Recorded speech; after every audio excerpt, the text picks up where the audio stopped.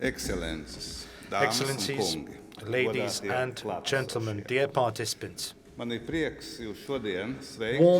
welcome to the Riga Castle and the event marking the centenary of Latvian-Soviet peace treaty for Latvian state and people. This treaty was very important 100 years ago, and the significance, political, symbolic and legal significance of this treaty only increased over the past century. The peace treaty with Russia that was signed on 11th of August 1920 wasn't just a regular international agreement. For us here in Latvia, it meant a lot. It marked the end of the war, marked the beginning of a period of peace and a victory over enemies who were against independent Latvia. This peace treaty recognized the independence of Latvia, and Russia unreservedly revoked any interests with regard to sovereign rights to Latvian territory or people. And its significance increased 20 years later when the Soviet Union breached this agreement and international law and occupied Latvia.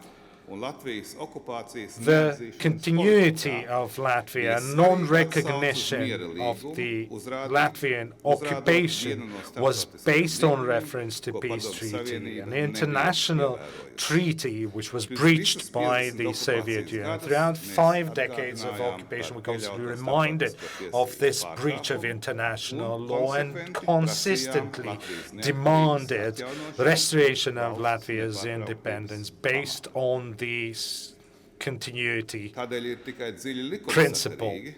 So it is only natural that on 11th of August 1920 a peace treaty was signed, and this peace treaty was also referenced in the 4th of May 1990 declaration on restoration of independence of the Republic of Latvia. And I should say that when it comes to international law, there are no other similar agreements. Of course, Estonia, Lithuania have similar treaties or similar agreements, but there are no similar agreements elsewhere in the world. There's one in Asia in 21st century, the restoration of the Eastern Timor after an occupation which didn't last 50 years, it lasted only 30 years or 3 decades.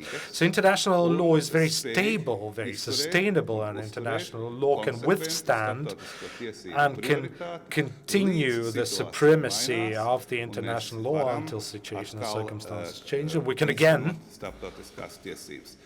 implement international law. So that's why this treaty was important, or these treaties were not only important for our countries, Latvia, Lithuania, and Estonia, but it was also important for international law as an evidence of the sustainability of international law. This political, symbolic, and legal significance meant that the peace treaty signed on the 11th of August 1920 has become one of the most popular international treaties, which has been researched a lot and referenced a lot in scientific research. And I would like to underline specifically that the other signatory party, or Russia, does not consider this agreement legitimate or binding. In Russia's statements, we don't really hear them recognizing the violations of international law that they have committed against Latvia and other countries in our region, and we do not get any assurance that it will not repeat in the future.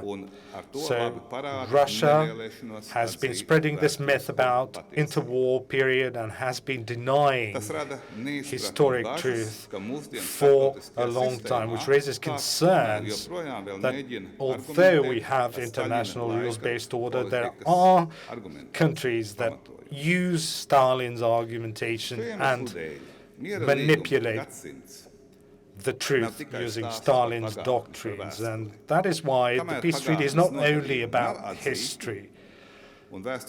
unless Russia recognizes the breach and restores historic justice, unless we see that our neighbor will abide by international law, will not be able to put the treaty behind us. It will still be lingering around today.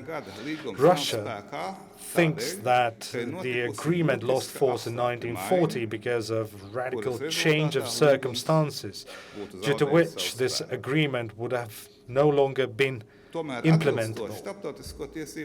But according to principles of international law, major change of circumstances cannot be used as an excuse to terminate the agreement unilaterally. If major change quoted by one of the signatory parties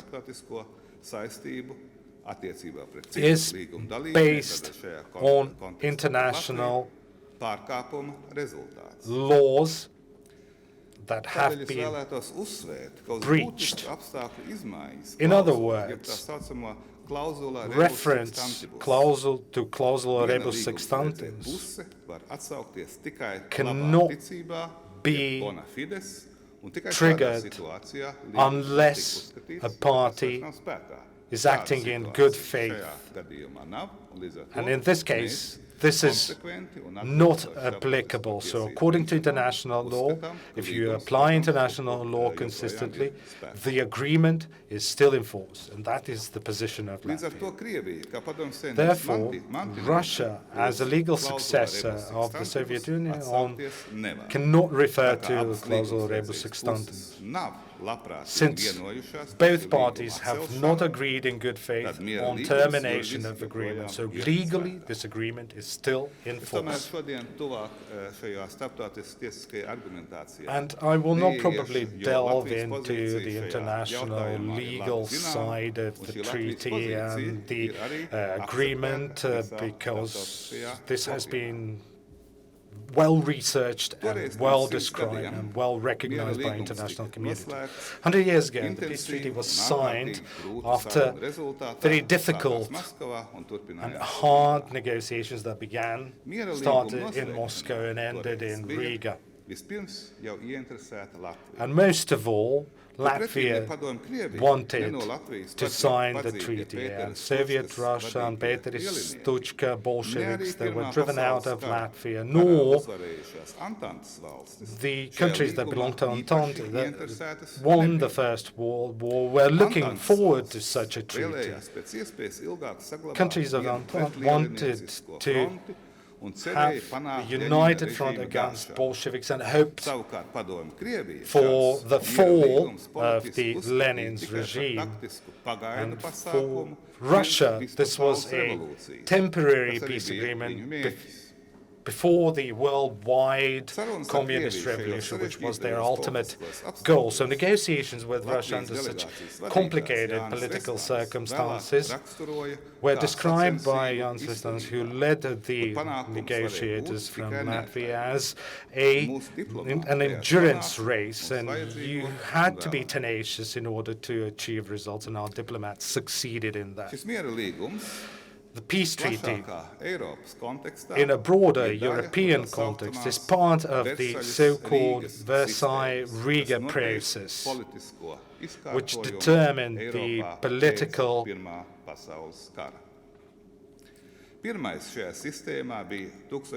structure of Europe after the First World War. And the first agreement was signed on 28th July 1920 in Versailles, and the agreement between the countries that won the war and Germany, and the last agreement was signed on 18th of March 1920 between Poland and Soviet Russia, which was, by the way, signed, in fact, here in Riga. So in Versailles and Riga, borders were decided, and these borders were respected until the beginning of the Second World War.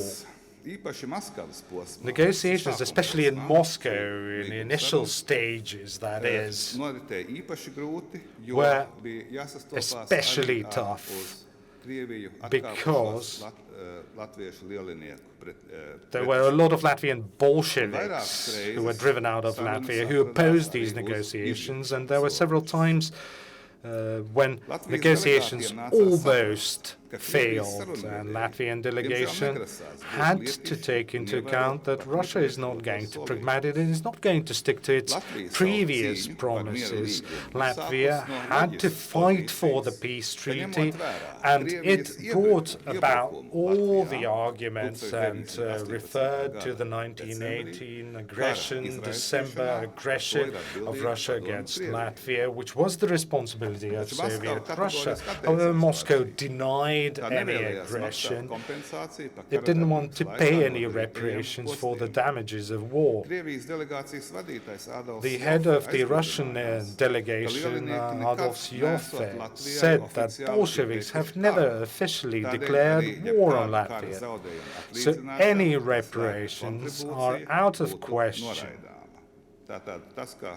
So, the fact that Russia attacked Latvia without declaring the war was most probably considered back then, when the negotiations were taking place, were back then considered as the reason to deny any reparations. According to expert estimations, Latvia suffered more than 3 billion golden rubles damages during the war, so Latvia requested compensation, at least a part of that money from Russia. However, Russian delegates consistently denied any reparations from the golden reserve of Russia. They said this is not the property that we can share or that we can split, so that was out of the question. So basically Russia forced its position upon Latvia, and negotiations in Moscow started when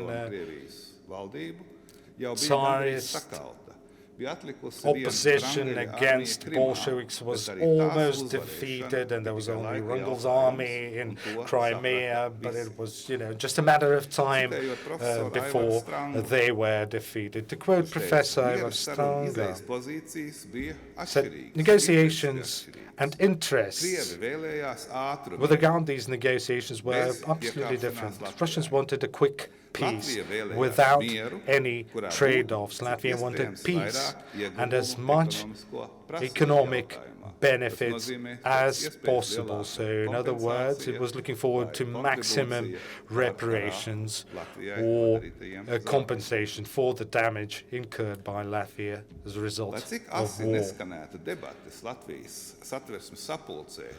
No matter how difficult the negotiations were, the Constitutional Assembly or the Parliament of Latvia at the time, which followed very closely negotiations in Moscow, many MPs and many parties were quite united when it came to Latvia's position. Latvia needs peace above everything.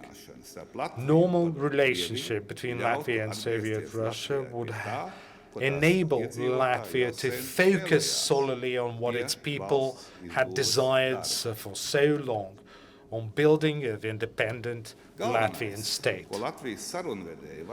Latvian negotiators had one important and efficient tool at their disposal, or the Latvian troops in Russia who were fighting for Russia, and the other lead negotiator, Jānis Veismans, said there were few Latvians fighting for Russia, but they were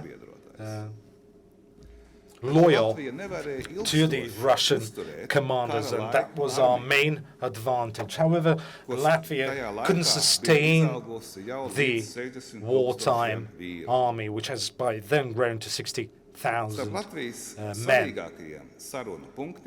One of the main negotiation goals was to resolve the First World War refugee issue, and Latvian negotiators managed to get an agreement on this issue, and in July 1920, re-immigration agreement or re-evacuation agreement was signed, and shortly after, more than 225,000 refugees from Latvia returned back. In July, when negotiations moved to Riga, negotiators had to go step by step through each point in order to get the agreement. And finally, an agreement was reached on before the 11th of August, when the treaty was signed in the Ministry of Foreign Affairs on Valdemar Street 3, and was signed by Jānis Vestmanis, the lead negotiator of the Latvian delegation, Pēters Bērģis, Āls Pušeis, and Kāras Pauļuks, lawyers or legal experts, and Kalniņš. Soviet Russia was represented by Adolf and Adolf Niemeckis. And symbolically, Jānis Vestmanis had an interesting fate afterwards. You know, he was the lead negotiator in the 1920s, but when Soviet Russia occupied Latvia, he was arrested, deported to the Soviet Union, where he died while incarcerated. And Latvian Foreign Minister Siegfrids Meirovics, after the signing of the peace treaty, during a debate of the Constitutional Assembly or the Parliament, underlined that from an economic perspective, this is not the best treaty, but that is the best outcome that the Latvian delegation could have achieved. And Latvian Constitutional Assembly therefore ratified this treaty unanimously. This treaty had, all in all, 23 articles regulating the full spectrum of the relationship between Latvia and Soviet Russia. There are 4 sections of the agreement. Each has its own scope and own goal. So the first article has put an end to the war between two countries and declared peace between the two countries. Article 2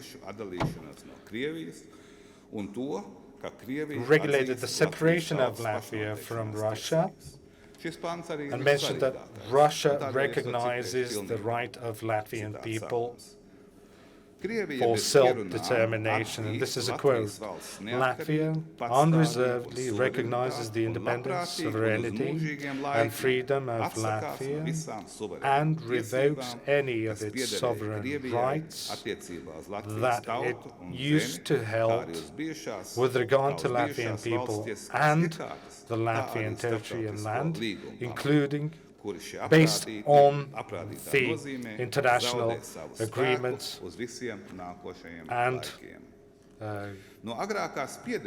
governance model. And these rights will forever lose their force, so Latvians will have no binding responsibilities towards Russia. Article 3 establishes the border between Latvia and Russia. And other articles of the peace treaty regulated the relationship, post-war relationship between Latvia and Russia, and resolved various issues that came about during the First World War and Latvian War of Independence. Peace treaty promised the release of war prisoners, the return of refugees, and also stipulated that those who either themselves or whose parents lived in Latvia before the 1st of August 1914 or the First World War have the right to claim Latvian citizenship. And everyone in Latvia hoped that this treaty will basically restore the prior order, the order that existed prior to the First World War. Unfortunately, that was only an illusion, which brought a lot of disappointment later in Soviet Russia. In fact, implemented only a minor part of the treaty or its terms and conditions. For example, there were deposits in the Russian banks, 18 million golden rubles, which were never compensated or never received by a Latvian citizen. And nowadays, Russian propaganda quite often accuses Latvian Red Riflemen of being the Soviet army unit during the Soviet Union, as if Latvia would have been responsible in any way for what the Latvian Red Riflemen did. So that's why the Article 4 is interesting, and it says, there's a remark which says that the Latvian Red Rifleman, despite the title, has no affiliation or no relation with the Latvian state.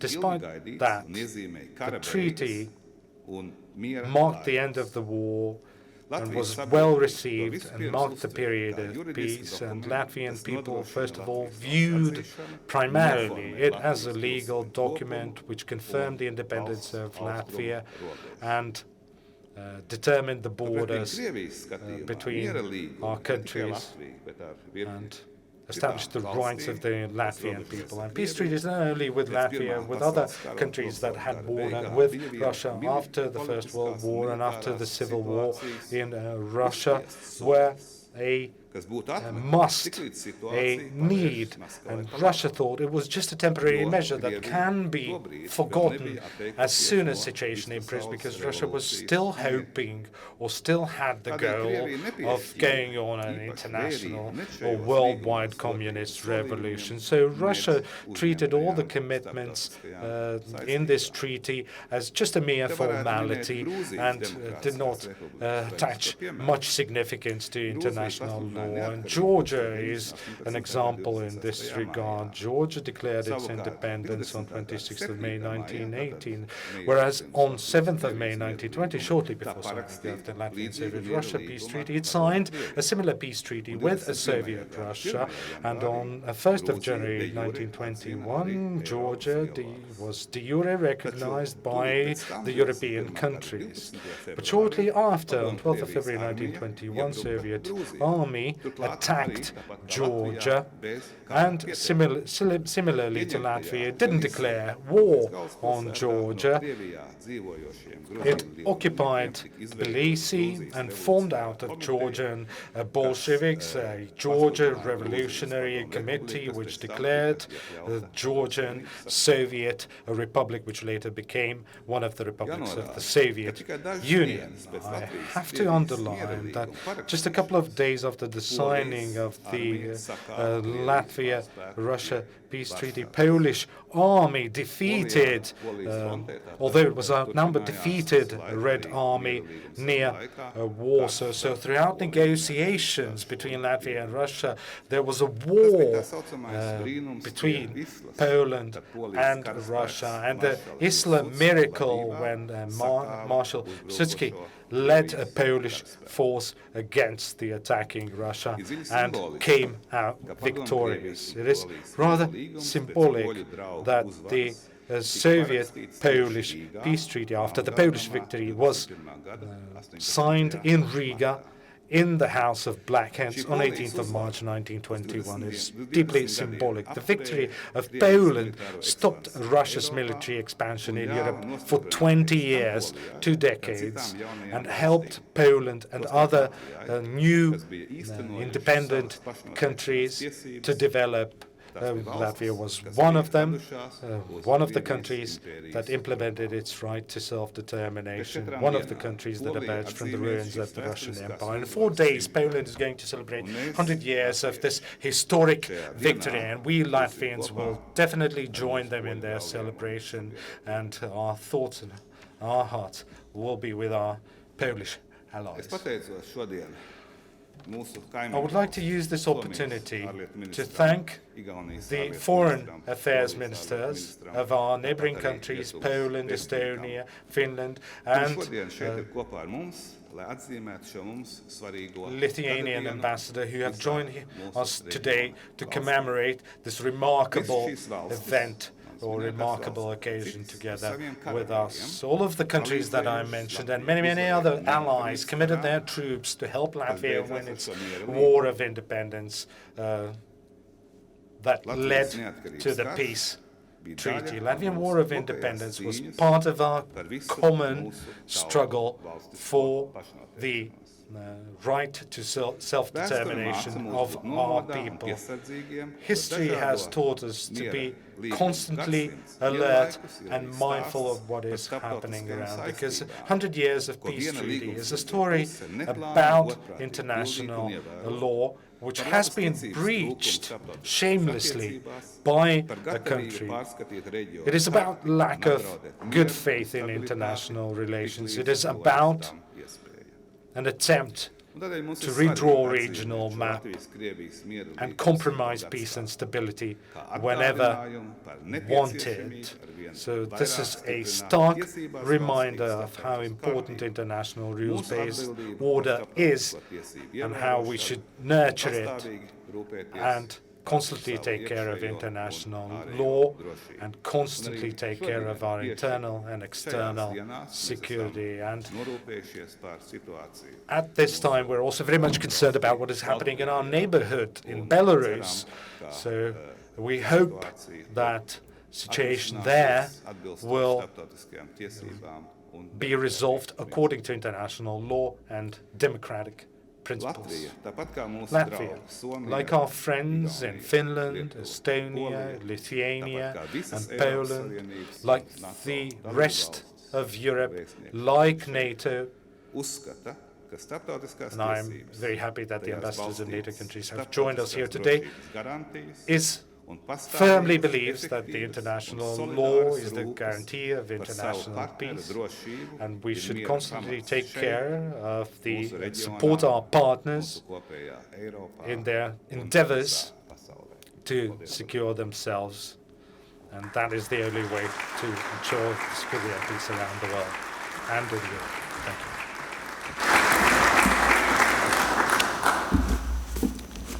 Paldies, Prezident kungs. Your Excellency, President, thank you. Now the floor is given to Madam Speaker Ināra Mūrniece.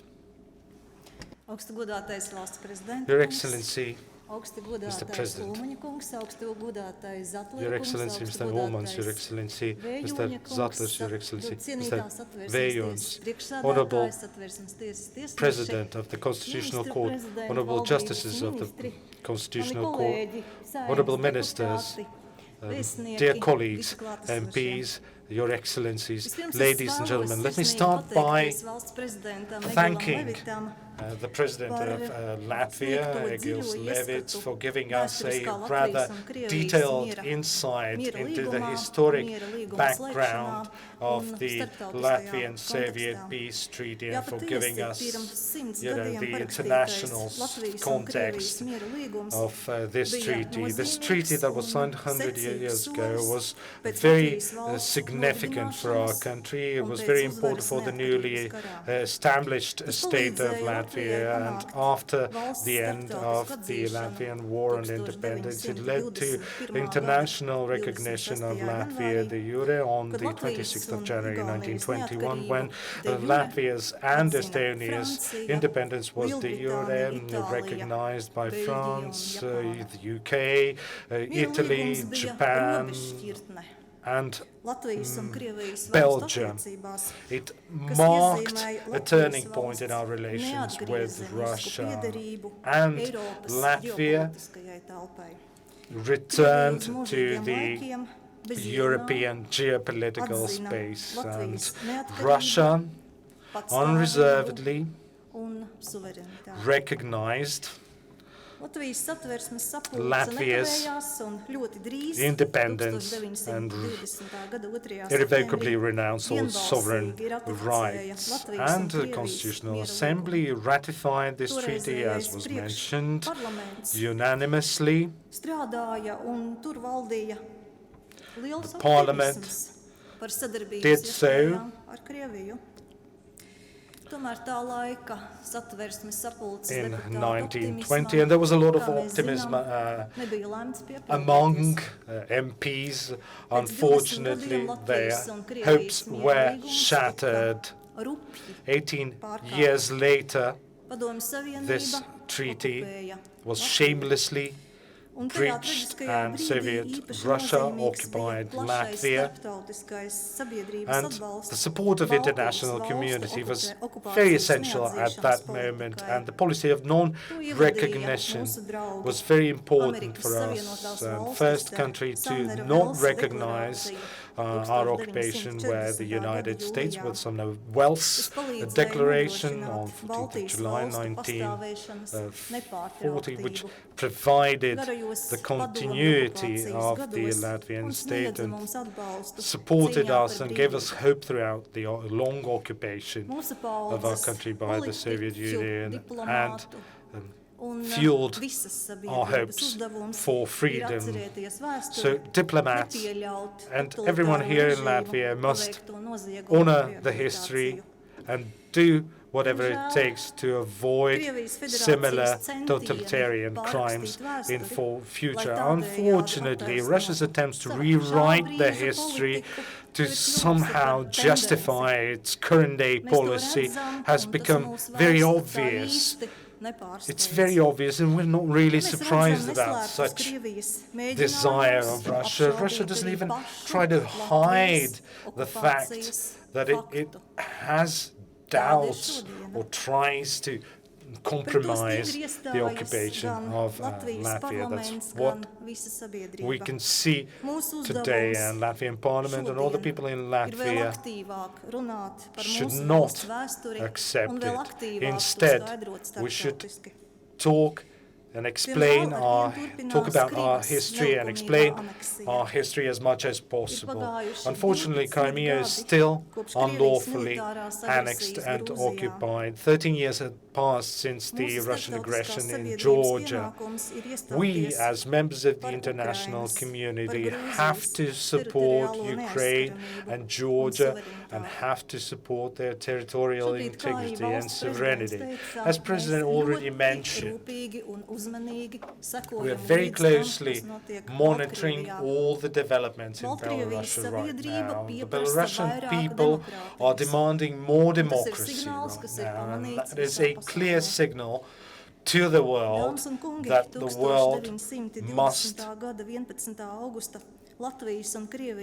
hear and take into account. The peace treaty of 11th of August 1920 is one of the most crucial international treaties signed 20 years within the 20-year period after the proclamation of independence. We must make sure that today's relationship with Latvia is fully based on international law, on international rights and respect towards territorial integrity and sovereignty of other countries. Thank you.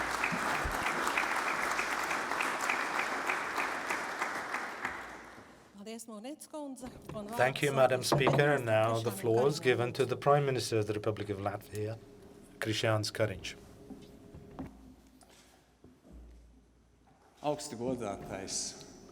Your Excellency, Mr. President, Honorable Speaker, Excellencies that make up half of the audience, dear MPs, ministers, ladies and gentlemen. It is very difficult to speak after President and Madam Speaker If you take our government, I'm the third most important official. So once all the main statements have been made, there has to be someone who sort of picks it all together and, picks it all up. When it comes to history, a lot of what we heard today has made us more knowledgeable about what has been happening, and it was very important for me as a government official to learn how this treaty came about. But we have to talk about the period before and after. In Latvia, all the historic regions and people united, and that is how the state of Latvia, or Latvian state, formed, and our state has gone through a number of governments. And one of the historic facts, which is not a coincidence, is that I am standing here today in front of you as the head of the Latvian government, of independent state of Latvia, and I'm speaking in Latvian. I'm not speaking German, I'm not speaking Polish, and I'm not addressing you in Russian or in any other language. I'm addressing you in our official language, and that's the main achievement. How did we found our state, and how did these negotiations become possible? Well, it all became possible because we fought for our independence with arms in our hands against two enemies that we had here, the Germans and the Russians, who were still in Latvia. Although the First World War had ended, my grandfather from my father's side, back in the day, was a sort of an emblematic example of the fate of many Latvians. He started as a Latvian rifleman, and he fought and he died before I was born, and my father had very little information about him. But what I found was that he not only participated in Christmas battles, but he was also decorated because of what he did. And with Jukumsalācietis, he also fought in Russia as the war developed, and then when the war ended, he returned to Latvia, and then he joined the Latvian army, the army of independent Latvia, as a rifleman, as a red rifleman, as many Latvian boys had to, and he ended up in Latvian army, and as President mentioned, he was one of those 60,000 men of the Latvian army, of the army of independent Latvia, and that is one of the reasons why I am here today and able to address you as the head of independent Latvia. And thanks to the bravery and courage of my grandfather and many tens of thousands of boys like him, we were able to win something that diplomats were then able to translate into this treaty, and treaty that allowed us to create the state that we live in today. Traditionally or historically, we've been part of the European culture rooted in Christianity and Roman Christianity, and Roman Christianity spread from Rome to the Baltic Sea, and there it collided with the Byzantine Christianity that we see in Russia. So the Roman Catholics during the Reformation, probably Lithuania and Latvia, were a part of the Roman Catholic Church. So historically it was the easternmost sort of post of the Roman Church, and we've always been a part of the European culture, the European mentality, and we have learned, and we know quite well that alone we can achieve very little. And as President mentioned already, our war of independence was so successful for us because of the support that allies provided to us. And we no longer have to fight in the battlefield. We are now fighting diplomatic wars in the European Union, and we are an equal member of the Union, equal participant of this delegation. And I see a couple of MEPs here as well. We have our MEPs in Europe who are fighting, these battles for us. I see a couple of MEPs, and our ministers, of course, are taking part in various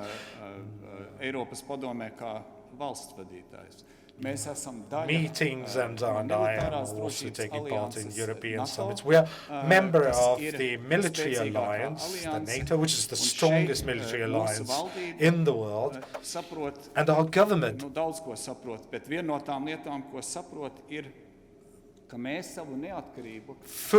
is fully aware, it's aware of many things, but it is, strongly aware that we have to constantly fight for our own independence. The fight, the struggle is not over. We have to continue investing in our security, in our safety. We have to continue fighting for it diplomatically and, of course, physically as well. We have to continue investing in our armed forces, in our army, and because of pandemic, when the budget revenues are falling, GDP is falling, our government is not planning to cut defense spending by a cent. So we are going to commit more than 2% of the GDP, as we have done consistently over the past couple of years. It used to be below 1% of GDP 10 years ago. We have tripled our defense spending in recent decades, and will continue to commit more funds for defense in future. You are strong when you have firm grounds below you, if you're proud about who or what you represent, but you can also stand proudly if you're invested enough in your security. And there are a lot of allied ambassadors here whom I would also like to thank for helping or strengthening our security. We fought for our independence. We became a member of the European family, and after 50 years of occupation, we have returned to the European family, and we could spend another workshop talking on the Second Awakening and how we restored and regained our independence.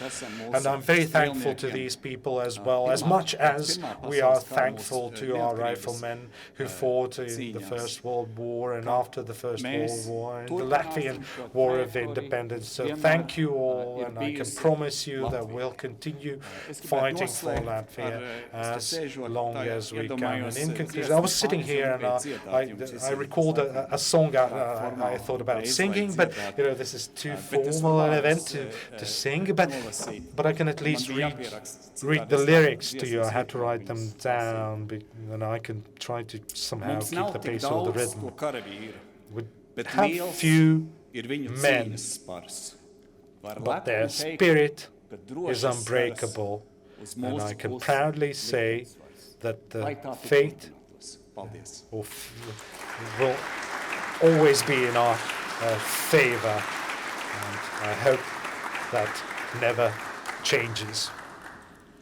Thank you, Mr. Kariņš. Now I would like to ask foreign ministers to take their seats in the panel on the And now I invite Ministers stage. of Foreign Affairs of Poland, Finland, Estonia and Latvia to continue discussion on the lessons learned from the treaty. Please.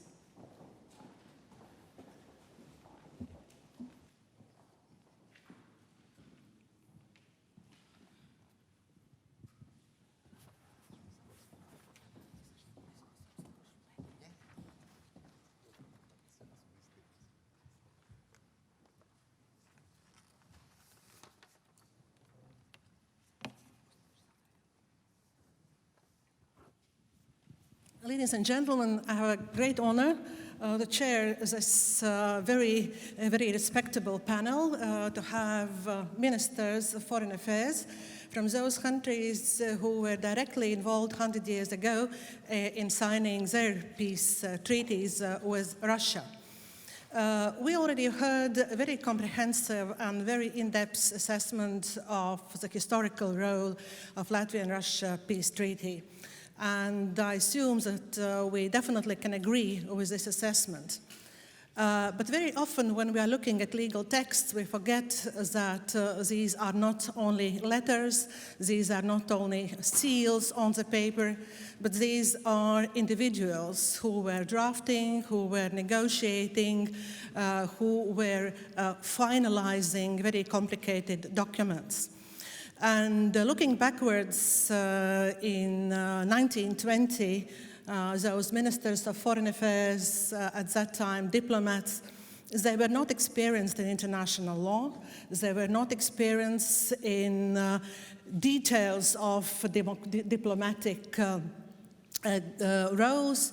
But in the end, they arrived at the document which still plays such a big role in our countries and plays such a big role for our societies. And when I was looking through historical documents and looking at people, their biographies and their experiences, that I arrived at a conclusion, at least for myself, that they didn't have big knowledge in international relations. They didn't have knowledge in details of international norms, principles, but they had passion, they had devotion, and they had commitment. But of course, they had knowledge in different other areas. If we put together knowledge, commitment, and also passion, then it's what we call wisdom. And wisdom was what was driving the final document which we are discussing today. And I would like to ask ministers of foreign affairs, what would be your lessons learned from peace treaty with Russia? What should be done in order to ensure that peace and prosperity is not just words, but it really something what we can put in practice? And I would like to start with our Polish colleague, with Minister from Poland. Could you please be so kind, and what would be your take on this historical treaty? It was a very important event in the European history. As Mr. President mentioned, we were interconnected in that time. Countries of the region, also Poland, contributed to the victory of Latvia. Latvia people fight Soviet aggression, but thanks to our commitment and alliance of that time, we could win with the Soviets. Indeed, in 4 days we will celebrate a similar event, historical one, Battle of Warsaw, when we faced overwhelming Soviet Bolshevik troops, fought them and then fought back, guaranteeing that the communism did not spread all over the Europe and terror did not spread. So the lesson would be that we should be united, we should build an alliance on the values we share, which at that time was self-determination, national identity. Today we can say that it's a democracy, it's rule of law, it's a Christian tradition, and situation hasn't changed because today we face similar, so to say, enemy. Maybe it's too strong a word, but a challenge, which is Russian policy. And part of this policy is an attempt to reinterpret the history of that time, just after the First World War, but also during the Second World War, then we again had to face, at that time, challenge from the West, which was a Nazi Germany. We very well remember the significance of Ribbentrop-Molotov Pact, which allowed Germany to enter Polish territory first, and then also the Soviets joined in occupying first Poland, but also then ending the sovereignty of Baltic states, including Latvia. Another historical moment would be 30 years ago, a bit more, 1989, when our societies explained and demonstrated their willingness to live in the world when they have control over their future. And we, together with Latvia, with other countries of the region, when we started to have a possibility to choose our fate, we have chosen to join Western institutions, European Union, NATO, and we remain so. But the lesson is that hasn't much changed. The geopolitics still is dominating in the region. Challenge remains. It's not the Soviet Union, it's Putin's Russia. An attempt to interpret history still remains, and we have to be united. Also united in supporting our neighbors, our neighboring societies, like Belarus today. We discussed with the foreign minister what steps should be taken in this respect. We agreed that we should be outspoken within the European Union and globally to demonstrate that we care about the fate of Belarusian people, citizens, and the country. We wish to be neighbors of sovereign, independent Belarusian state. How to guarantee it, it's a challenge, and we agreed to discuss. So this is a contemporary lesson from that history event which took place here 100 years ago. Thank you, Mr. Chapotovich. And now I will give floor to Mr. Haavisto from Finland. So what would be your lessons learned? Thank you, Madam Chair, and Your Excellency, Mr. President, Excellencies, ladies and gentlemen. It's great to be in Riga, I would say again, and I really noticed that I'm not the only Finn in town, because there is the new ferries and ships coming from Helsinki to Riga. Actually, due to the COVID-19, when we Finns cannot anymore go to Sweden so easily, we have chosen to come to Latvia with masses, and I hope that this continues. And actually this reminds me that when I'm looking at the photo album of my grandmother, there's a lot of photos from visits to Riga during the 20s and 30s. This was very popular place, and Latvia, I think people visited some spas here and were bringing some souvenirs, and I think some coffee pots are still left from those trips. And this just reminds that how important the human contacts are in this region, and that there are many, many issues that connect us, of course, not only geography, but many of the principles that we share, the democratic principles, the principles of freedom and so forth. And I would say that even if we today are so much talking in geopolitical terms when we speak about the China or Russia, the ideological battle is not over in the world. And actually I see more and more concerning steps in the world, and of course Belarus was already mentioned here, and it's very much question about the ideologies as well, which principles will win in the societies.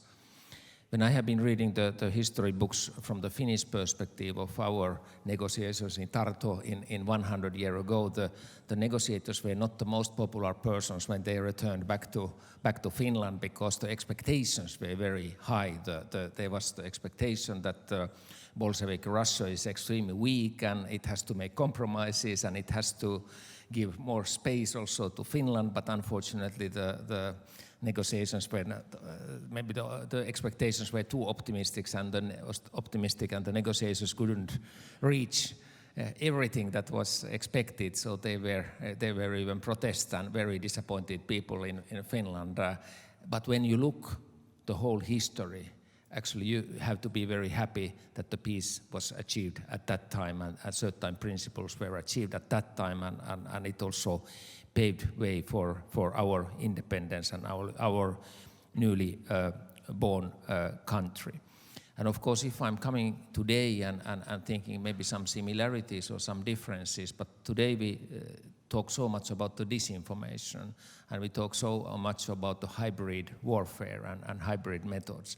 And I can see actually that in the history you find the very same issues. The disinformation was there, many kinds of hybrid methods and many kinds of influencing even to your own population, like here was mentioned that the neighbors are trying to influence your internal issues and your internal business. This is unfortunately still ongoing in the world, and we have to be very much aware of this even in the European Union.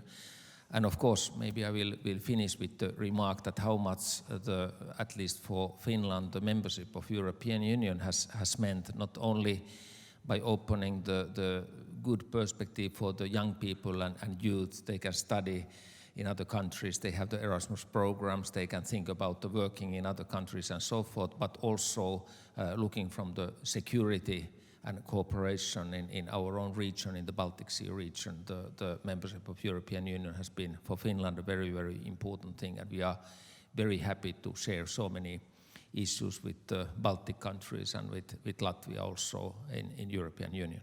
Thank you.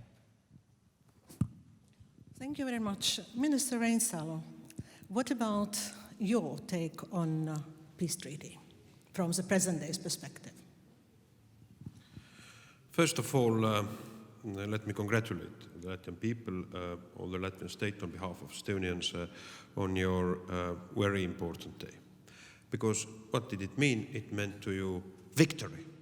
So if somebody won in that battle, surely it was Latvia, because you got what you wanted. It's very clear. You got all what you wanted. You got your country. And secondly, what is very important as a lesson from the history is that to get what you want, you need to be ready to fight for that. To anybody of us, freedom was not presented on the golden plate. We had to sacrifice on behalf of that. And it means also, very important, looking to the future, what we need to defend. This lesson learned is we need to defend freedom of ourselves, to be capable to do that. And we need to defend also freedom of other nations, because we are not separate or lonely islands in the world. And also how we got our history shows also how interlinked our path to independence was. And this is a very, I think, modern slogan also, looking at the events happening globally. And I think what is very important is that for small countries who do not appear to have nuclear weapons, our nuclear weapon is international law. The prevalence of international law, the vitality of international law.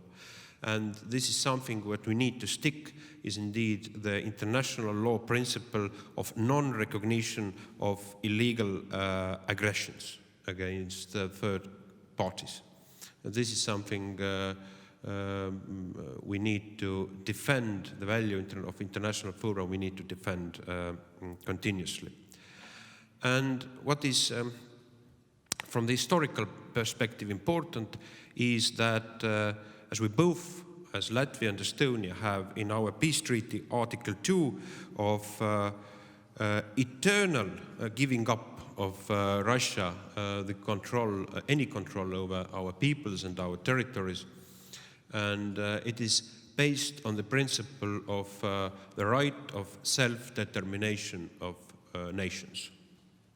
And actually, in peace treaty of Tartu, it was first peace treaty ever in history of international law where it was stated. The second was Georgian peace treaty, which was breached by Soviet Union only months later, next year. And the third one was Latvia.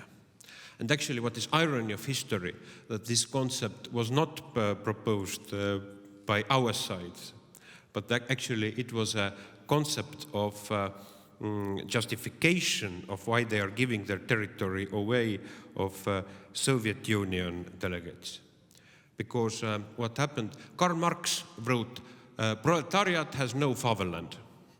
And so Lenin had a lot of time before the First World War, and he wrote a book about, and he discussed the idea whether from the Marxist viewpoint, the bourgeois concept of nation and nation state, is it like a progressive issue or not? And using a dialectical Marxist method, he found that because it weakens the empires and the bourgeoisian system, so it is a positive because it builds up a certain way to the proletariat revolution. And so it was then also taken as a formal concept in Soviet legal tradition, but used only as a cover-up to get their imperialistic views pushed through. So we have to be ready for the future.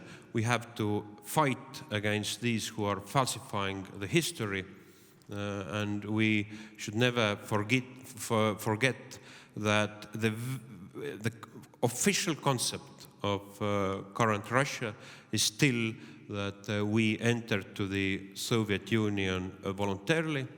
And surely it is not just a building historical academic research. It is a very systematical concept of putting questions and ambivalency over our legitimacy of independence. And we have to fight that. Thank you. Thank you very much, Minister Reinsalu. And now it's time for you, Mr. Rinkevich, to present your view on future perspective. Well, I think that Prime Minister already said that it is very difficult to cover after President and Speaker. Can you imagine my role to cover after all of them and plus my colleagues? To find some crisp words of wisdom or ideas. But first of all, let me thank my colleagues for coming here to Riga to celebrate with us this very important event. I also want to thank ambassadors of Russia and Lithuania for being here and also participating in this event.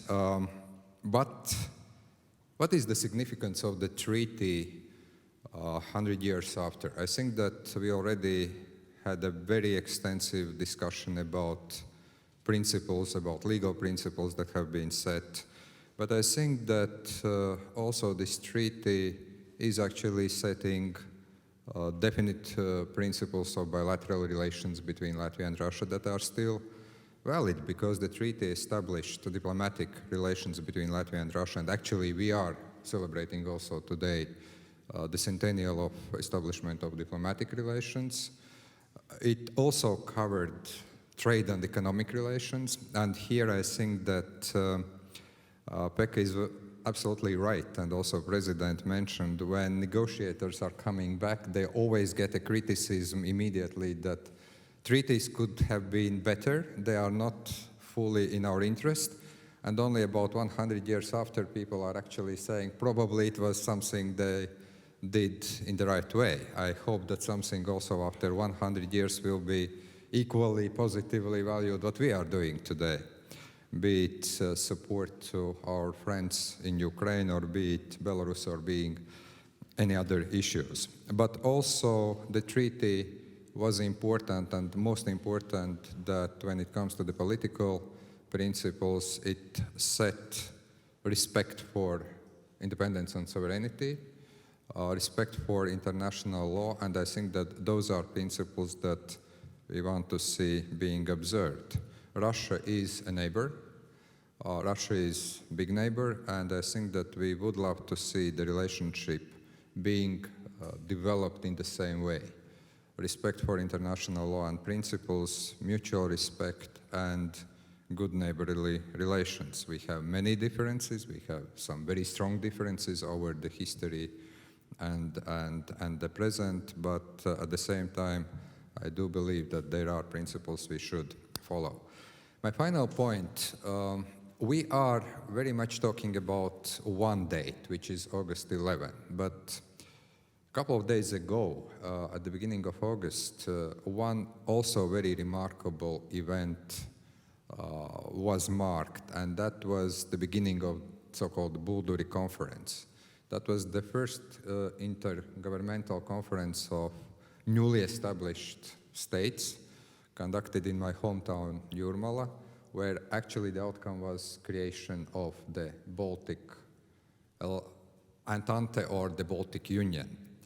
I think that what we learned already then and have been painfully reminded throughout those 100 years that we, of course, were fighting together for our independence. Then we tried to do some diplomacy together during those negotiations. However, as I read in old minutes of the Cabinet of Ministers of 1920, the foreign minister at the time was reporting, well, you know, we tried to do some coordination with our friends, but not always that coordination was possible.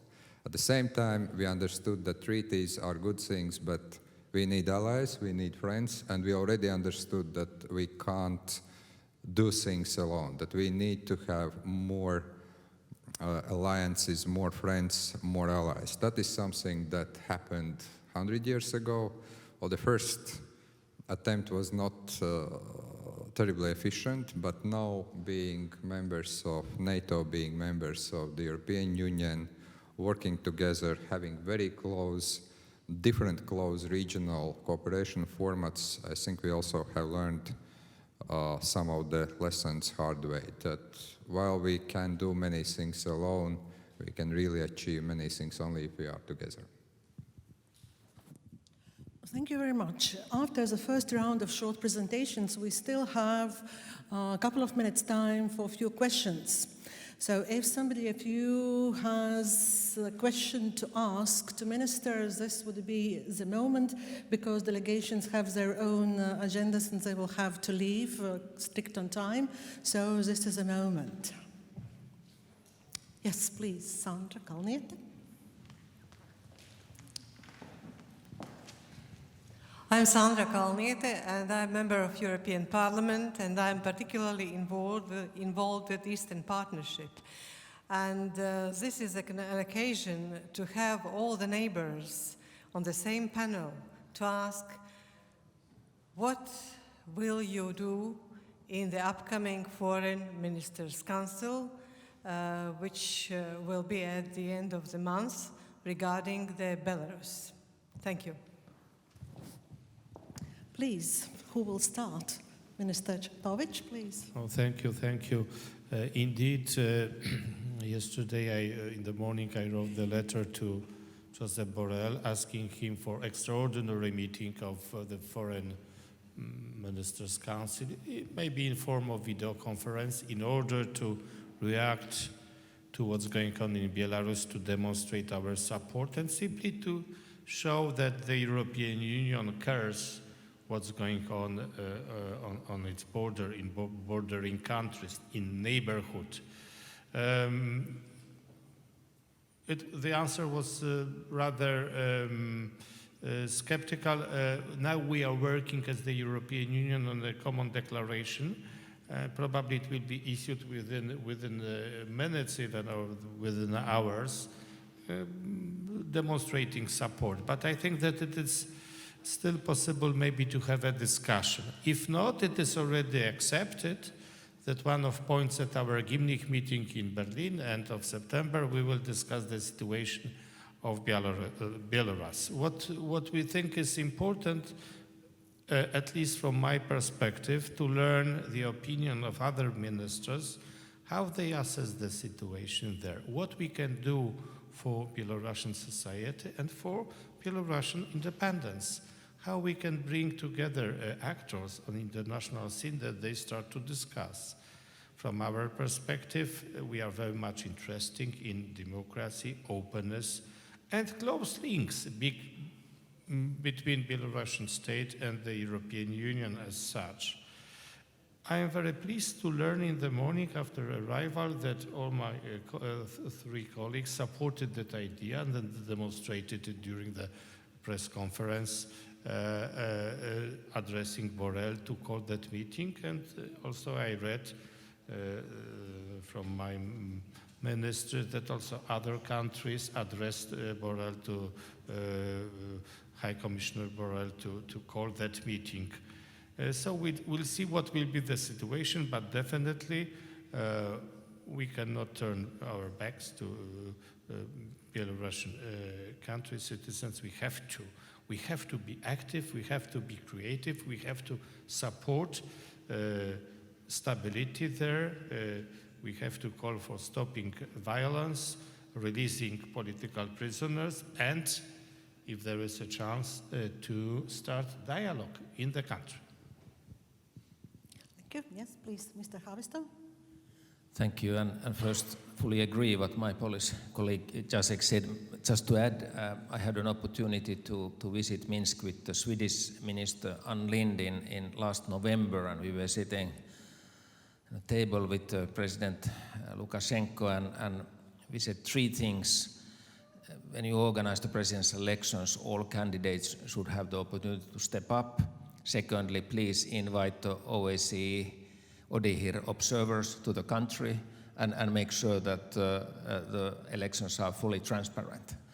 And I think he was nodding, at least that was my reading of the situation. Now we see none of these issues were fulfilled in these elections, unfortunately, and we are in the middle of a big mess, I would say, because these results are not trustworthy that are published. But I also agree with my colleagues that we shouldn't isolate Belarus. We shouldn't make anything negative which somehow isolates their population or youth from the European perspective, and we should be very careful with our steps for that reason. And I hope that there is still room for dialogue and diplomacy to get out from this situation. Thank you. Thank you. Minister Reinsalu. Yes, it was the main topic we discussed today, and I think on good coordination of Edgar's, we made a plan how to improve now in coming months, coming hours, coming days, and I think that timing is now crucial. That as a ordinary Foreign Ministers' Council is going to take place at the end of August in Germany, it's going to be, as we jointly agreed, too late. So our joint pledge to Foreign Affairs High Commissioner Borrell is to do it in this week. Secondly, I think of utmost importance is to stop using the authority and violence against political opponents and peaceful protesters. And therefore, we should be ready to act and to use pressure of all the toolboxes what European Union has. So this is the first and core message. The violence has to stop, and the people who are arrested because of political grounds need to be released.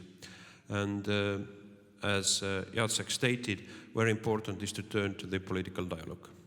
And therefore, we discussed also how to coordinate now in coming hours with our friends in European Union, but also with third parties involved, all third parties involved. Thank you. Thank you, Minister Rinkiewicz. So, first of all, I think that we had really good discussion about what we should do as a group of countries that has a very vested interest in Belarus being stable, being independent, being free, and being democratic. First of all, we fully supported, as already Jacek said, his proposal expressed to High Representative Mr. Borrell to convene extraordinary EU Foreign Affairs Council, of course via video format. That's the way how we operate. We also want to keep channels of communication open to both to civil society and political figures in Belarus and the government. We have definite, how to say, roles distributed who does what. Some people will call Brussels, some people will call Minsk, some people will call Berlin, and some people will do some other things. So we have pretty elaborated plan of action. However, I think that we still are seeing a very confusing situation as it develops. We all are of the same opinion that any form of violence against peaceful protests, neglect of political rights and freedoms is not acceptable in Europe, is not acceptable in our neighborhood. And that is something that we have all said leadership of our nations, from presidents and prime ministers to parliaments and foreign ministers. But we also see that there is statements coming out right now also from the main candidate that is in Lithuania, that we still need to understand whether those statements have been made voluntarily or under the pressure. So we also want to talk as soon as it is possible with Madam Tsikhanovskaya when it is possible. So this is also trying to understand facts on the ground and facts around. And as Urmas said, we do believe that still political dialogue, diplomatic options are there. We are not naive. We do understand dynamics, but also we understand that EU's toolbox is quite diverse, and if things really deteriorate, then we can also turn to some other more drastic decisions. However, of course, here we need to have the decisions approved by all EU member states, and we do believe that it's very premature to go to that direction. We still believe that diplomacy, political engagement is there. And let's not forget that Belarus is Eastern partner nation.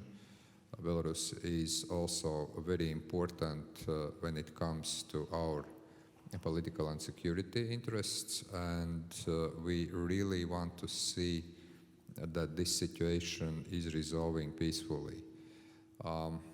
Coming days will show, of course, dynamic, but the good thing is that at least we think that we have developed some good ideas, and now it's time to execute them.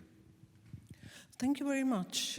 Our discussion is coming to an end, and now I will invite Mr. President Egils Levits to conclude our discussion, please.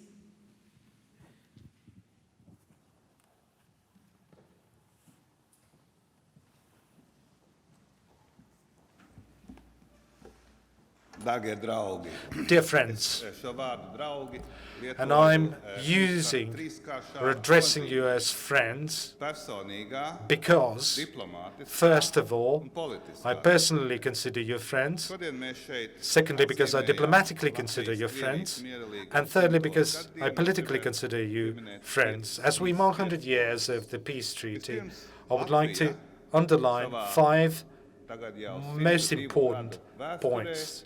In 102 years of Latvian state, we have had 2 peace treaties. So, first one being the one prior to this treaty. There was the 1920 March Treaty with Germany, peace treaty with Germany, and then in August we signed a peace treaty with Russia. If you compare the two, you'll see that the treaty with Germany resolved a lot of questions, gave us answer to many questions, and we didn't have to revisit it afterwards. Whereas in the case of the Russian treaty, we have to constantly bear it in the back of our mind and have to constantly work with it. So treaties, although similar, depending on the position and good faith of the other signatory party, can lead to very different, absolutely different outcomes.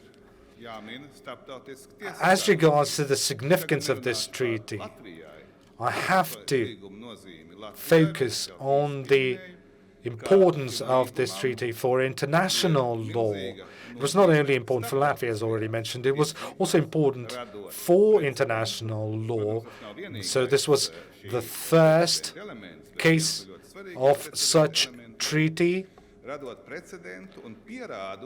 and it was novel, and it showed that international law can work if, irrespective of the circumstances and consistently, people governments, political parties observe international law, demand international law to be adhered by, and what happens if such laws are consistently breached. So international law is, such treaties, pardon me, are very essential for the sustainability of the international law. And of course, the implementation of peace treaty is one of the preconditions of the peaceful coexistence. So this treaty also has political, or bears political significance, because this treaty recognizes and stipulates the right to self-determination of the Latvian people, and the right to self-determination was a new right that came about right after the Second World War was introduced. There was the so-called Wilson's 18-point plan that he presented in the beginning, in early 1980, and this became the blueprint for international law on right to self-determination, and all the negotiators and all the representatives who took part in this negotiation referred to the right for self-determination. So this treaty basically introduces the right to self-determination in international law and gives political grounds to particular countries, or political legitimacy to particular countries, in our case, Latvia. I would also like to quote what the Estonian foreign minister said, or echo what he said. We have to fight for our rights and beliefs. We have to probably use force to do that, to defend our rights and beliefs, as we did during the Latvian War of Independence. But all the countries that are represented here were not presented with the independence on a golden platter, as has been said, and had to fight very hard for their independence and freedom. Poland, Finland, Estonia, Latvia, and Lithuania had to endure a lot, had to shed blood to defend their newly proclaimed states, and we had to defend it, also using our military. Nowadays, fortunately, we don't have to use arms to defend ourselves, and hopefully will not have to. But that is, of course, if we are able to use diplomatic tools to achieve the same. If we, sort of live up to the expectations in a diplomatic sense, if we are able to defend diplomatically our right to self-determine and